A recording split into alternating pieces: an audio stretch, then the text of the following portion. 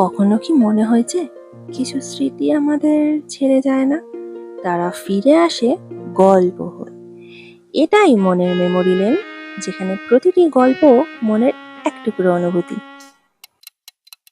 আজ আমি তোমাদের যে গল্পটা বলবো সেটা হলো সুকুমার রায়ের লেখা ডিটেকটিভ।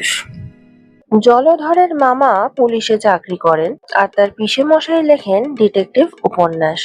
সেই জন্য জলধরের বিশ্বাস যে চোর ডাকাত জাল জুয়ারের জব্দ করবার সব রকম সংকেত সে যেমন জানে, এমনটি তার মামা আর পিসেমশাই ছাড়া কেউ জানে না।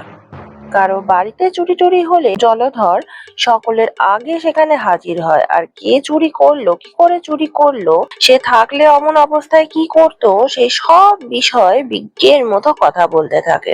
যোগেশ বাবুর বাড়িতে যখন বাসন চুরি হলো তখন জলধর তাদের বলল, আপনারা একটু সাবধান হতে জানেন না, চুরি তো হবে। দেখুন তো, ভাড়ার ঘরের পাশেই অন্ধকার, তার উপর জানলার করাত নেই। একটু শেয়ানা লোক হলে এখান দিয়েই বাসন নিয়ে পালাতে কতক্ষণ। আমাদের বাড়িতে ওসব হবার জন্য নেই। আমি রামদিনকে বলে রেখেছি রোজ রাত্রে জানলার কাছে চাতালের উপর বাসনগুলো রেখে দিতে। চোরের বাছা যদি আসতে চান, জানলা খুলতে গেলেই বাসনপত্র সব ঝনঝন করে মাটিতে পড়বে। চোর জব্দ করতে গেলে এইসব কায়দা জানতে হয়। সে সময় আমরা সকলেই জলধরের বুদ্ধির খুব প্রশংসা করেছিলাম, কিন্তু পরের দিন যখন শুনলাম সেই রাত্রেই জলধরের বাড়িতে মস্ত চুরি হয়ে গেছে, তখন মনে হলো আগের দিন অতটা প্রশংসা করা উচিত হয়নি। জলধর কিন্তু তাতে কিচ্ছু মাত্র দমেনি। সে বলল, আমি যেরকম প্ল্যান করেছিলাম তাতে চোর একেবারে বাড়িতে ঢুকলে তাকে আর পালাতে হতো না, কিন্তু ওই আহাম্মক রামদিনটার বোকামিতে সব মাটি হয়ে গেল। যাক, আমার জিনিস চুরি করে তাকে আর হজম করতে হবে না। বাছাধন যেদিন আমার হাতে ধরা পড়বেন সেদিন বুঝবেন ডিটেকটিভ কাকে বলে। কিন্তু যা হোক, চোরটা খুব শেয়ানা বলতে হবে। জগদীশ বাবুর বাড়িতে যেটা গেছিল সেটা আনাড়ির এক শেষ। আমাদের বাড়িতে এলে সে বেটা টের পেত। কিন্তু 2 মাস গেল, 4 মাস গেল, ক্রমে প্রায় বছরও কেটে গেল, কিন্তু সে চোর আর ধরা পড়ল না। চোরের উপদ্রবের কথা আমরা সবাই ভুলেই গেছি। এমন সময় হঠাৎ আমাদের স্কুলে আবার চুরির হাঙ্গামা শুরু হলো। ছেলেরা অনেক টিফিন নিয়ে আসে, তা থেকে খাবার চুরি যেতে লাগলো।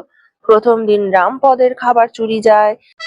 সে বেঞ্চির উপর খানিকটা রাবড়ি ও লুচি রেখে হাত ধুয়ে আসতে গেছে, এর মধ্যে এসে সে দেখে কে লুচি টুচি বেমালুম খেয়ে গিয়েছে। তারপর ক্রমে আরো 2-4টি ছেলের খাবার চুরি হলো। তখন আমরা জলধরকে বললাম, কি হে ডিটেকটিভ, এই বেলাতে তোমার চোর ধরা বুদ্ধি খোলে না? তার মানেটা কি বলো দেখি? জলধর বলল, আমি কি আর বুদ্ধি খাটাচ্ছি না, সবুর করো না। তখন সে খুব সাবধানে আমাদের কানে কানে একথা জানিয়ে দিল যে স্কুলের যে নতুন ছোকরা বেয়ারা এসেছে তাকেই সে চোর বলে সন্দেহ করে, কারণ সে আসবার পর থেকেই চুরি আরম্ভ হয়েছে। আমরা সবাই সেদিন থেকে তার উপর চোখ রাখতে শুরু করলাম, কিন্তু 2 দিন না যেতেই আবার চুরি। পাগলা দাশু বেচারা বাড়ি থেকে মাংসের চপ এনে টিফিন ঘরের বেঞ্চের তলায় লুকিয়ে রেখেছিল। কে এসে তার আধখানা খেয়ে বাকিটুকু ধুলোয় ফেলে নষ্ট করে দিয়েছে। পাগলা তখন রাগের চোটে চিৎকার করে, গাল দিয়ে স্কুল বাড়ি মাথায় করে তুললো। আমরা সবাই বললাম, আরে চুপ চুপ, অত চেঁচাস নে, তাহলে চোর ধরা পড়বে কি করে। কিন্তু পাগলা কি সে কথা শোনে? তখন জলধর তাকে বুঝিয়ে বলল, আর 2 দিন সবুর কর, ওই নতুন ছোকরাটাকে আমি হাতে হাতে ধরে এই সমস্ত ওরই কারসাজি। শুনে দাশু বলল, তোমার যেমন বুদ্ধি, ওরা হলো পশ্চিমা ব্রাহ্মণ, ওরা আবার মাংস খায় নাকি? দারোয়ানজিকে জিজ্ঞাসা করো তো। সত্যিই তো, আমাদের তো সে খেয়াল হয়নি। ও ছোকরা তো কতদিন রুটি পাকিয়ে খায়, কই একদিনও তো ওকে মাছ মাংস খেতে দেখি না। দাশু পাগলা হোক আর যাই হোক, তার কথাটা সবাইকে মানতে হলো। জলধর কিন্তু অপ্রস্তুত হবার ছেলেই নয়। সে একগাল হেসে বলল, আমি ইচ্ছে করেই তোদের ভুল বুঝিয়েছিলাম। আরে, চোরকে না ধরা পর্যন্ত কি কিছু বলতে আছে?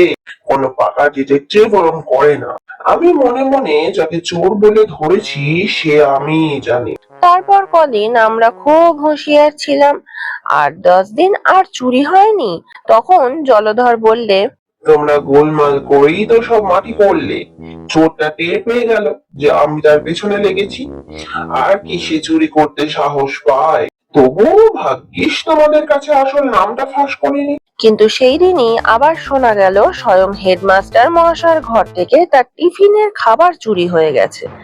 আমরা বললাম, কই হে, চোর না তোমার ভয়ে চুরি করতে পারছিল না, তার ভয় যে ঘুচে গেল দেখছি।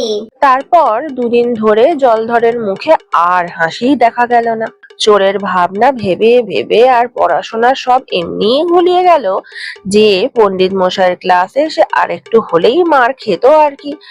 দুদিন পরে সে আমাদের সকলকে ডেকে একত্র করলো আর বলল তার চোর ধরবার বন্দোবস্ত সব ঠিক হয়েছে। টিফিনের সময় সে একটা ঠোঙায় করে সর ভাজা, লুচি আর আলুর দম রেখে চলে আসবে। তারপর কেউ যেন সেদিকে না যায়। স্কুলের বাইরে যে জিমন্যাস্টিকের ঘর আছে সেখান থেকে লুকিয়ে টিফিনের ঘরটা দেখা যায়। আমরা কয়েকজন বাড়ি যাওয়ার ভান করে সেখানে থাকবো, আর কয়েকজন থাকবে উঠোনের পশ্চিম কোণের ছোট ঘরটাতে। সুতরাং চোর যেদিক থেকেই আসুক টিফিন ঘরে ঢুকতে গেলেই তাকে দেখা যাবে। সেদিন টিফিনের পর পর্যন্ত কারো আর পড়ার মন বসে না। সবাই ভাবছে কতক্ষণে ছুটি হবে আর চোর কতক্ষণে ধরা পড়বে। চোর ধরা পড়লে তাকে নিয়ে কি করা যাবে সে বিষয়েও কথাবার্তা হতে লাগলো। মাস্টার মহাশয় বিরক্ত হয়ে ধমক দিতে লাগলেন। পরেশ আর বিশ্বনাথকে বেঞ্চির ওপর দাঁড়াতে হলো, কিন্তু সময়টা যেন কাটতেই চায় না। টিফিনের ছুটি হতেই জলধর তার খাবারের ঠোঙাটি টিফিন ঘরে রেখে এলো।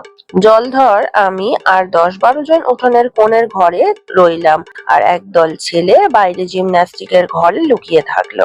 জলধর বলল, দেখ, চোরটা যেরকম শিয়ানা দেখছি আর তার যেরকম সাহস, তাকে মারধর করা ঠিক হবে না। লোকটা নিশ্চয়ই খুব সন্ধ্যা হবে। আমি বলি, সে যদি এইদিকে আসে তাহলে সবাই মিলে গায়ে কালি ছিটিয়ে দেবো আর চেঁচিয়ে উঠবো। তাহলে দারোয়ান সব ছুটে আসবে, আর লোকটা পালাতে গেলেও ওই কালির চিহ্ন দেখে ঠিক ধরা যাবে। আমাদের রামপদ বলে উঠল, কেন, সে যে সন্দেহ হবে তার মানে কি? সে তো কিছু রাক্ষসের মতো খায় বলে মনে হয় না। যা চুরি করে নিচ্ছে সে তো কোনোদিনই খুব বেশি নয়। জলধর বলল, তুমিও যেমন পণ্ডিত, রাক্ষসের মতো খুব খানিকটা খেলেই বুঝি খুব সন্ধ্যা হয়? তাহলে আমাদের শ্যাম দাসকেই সকলের চেয়ে সন্ধ্যা বলতে হয়। সেদিন ঘোষদের নেমন্তন্নে ওর খাওয়া দেখেছিলে তো? বাপু হে, আমি যে বলছি তার উপর ফোড়ন দিতে যেও না।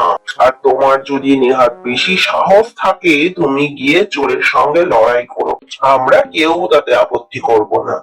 আমি জানি এই সমস্ত নেহাত যেমন তেমন চোরের সাধ্য নয়।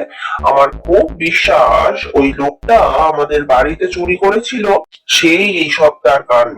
এমন সময় হঠাৎ টিফিন ঘরের বাঁদিকের জানলাটা খানিকটা ফাঁক হয়ে গেল, যেন কেউ ভেতর থেকে ঠেলছে।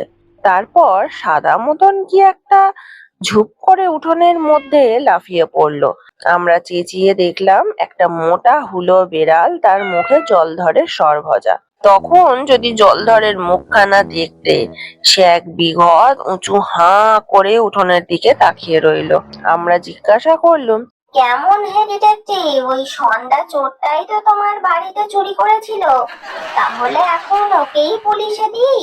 আজকের এই গল্পটা যদি তোমার মনের কোনো পুরনো দরজা খুলে দেয়, তাহলে মনের মেমোরি লেনে আবার দেখা হবে। আর গল্পটা যদি তোমার ভালো লেগে থাকে, তাহলে এই পথ চলার সঙ্গী হয়ে থেকো।